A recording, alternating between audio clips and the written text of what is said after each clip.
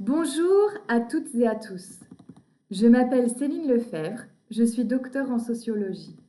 J'ai effectué ma thèse à l'Université de Rennes 2 au sein du laboratoire ESO-UMR-CNRS 6590. Tout d'abord, je remercie les membres du comité scientifique de la LEFPA de récompenser ce travail qui est l'aboutissement d'un parcours académique et personnel riche.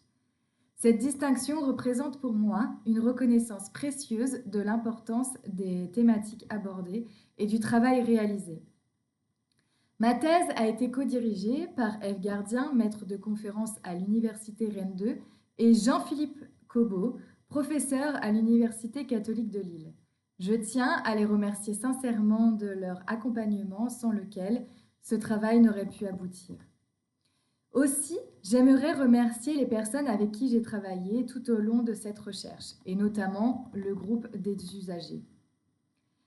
Alors, cette thèse s'intéresse à la manière dont la catégorie déficience intellectuelle est socialement construite et examine son impact sur le processus de socialisation, de formation de l'identité et les dynamiques d'interaction sociale des individus qui sont inclus dans cette catégorie.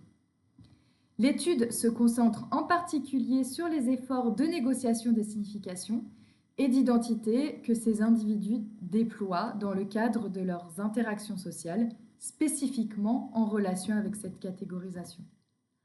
En me plaçant à l'échelle des interactions sociales, je me suis posé la question suivante. Comment et sur quels aspects les personnes catégorisées déficientes intellectuelles peuvent-elles, par des espaces sociaux ouverts dans le cadre de la participation à un groupe d'autoreprésentants, apprendre à négocier autrement leurs interactions sociales. J'ai choisi de collaborer avec des personnes directement concernées en menant ma recherche auprès d'un collectif de personnes catégorisées déficientes intellectuelles engagées dans l'autoreprésentation. Ce travail s'appuie sur un terrain d'études centré sur un cas que j'ai nommé donc le groupe des usagers. Pour aborder cette question, j'ai fait appel à ma discipline, la sociologie, en utilisant 4 méthodes qualitatives différentes. Dans mon travail, j'ai pu mettre en évidence des résultats significatifs, en particulier sur les dynamiques sociales et identitaires.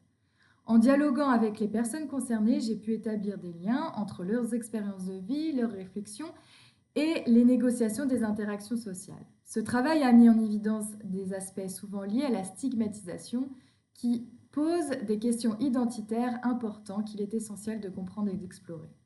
Cette thèse montre d'abord que les personnes catégorisées déficientes intellectuelles qui, dans mon terrain de recherche, font partie d'un groupe d'autoreprésentants, réinterprètent des notions comme la capacité, la normalité ou l'intelligence, en développant collectivement des savoirs tirés de leur propre vécu. Ce travail réflexif est une base de négociation des significations liées à leur expérience. Ces échanges se construisent dans des espaces de dialogue où leurs voix et perspectives prennent toute leur valeur. Ensuite, ces personnes négocient leurs relations sociales, que ce soit avec des professionnels, des chercheurs ou d'autres acteurs de l'environnement. Ces négociations, dans les interactions sociales, leur permettent de chercher à transformer des rapports souvent marqués par des hiérarchies en collaboration plus équitable. Au sein de leur groupe d'autoreprésentants, des rôles comme celui de facilitateur émergent, mettant en lumière leurs compétences évolutives.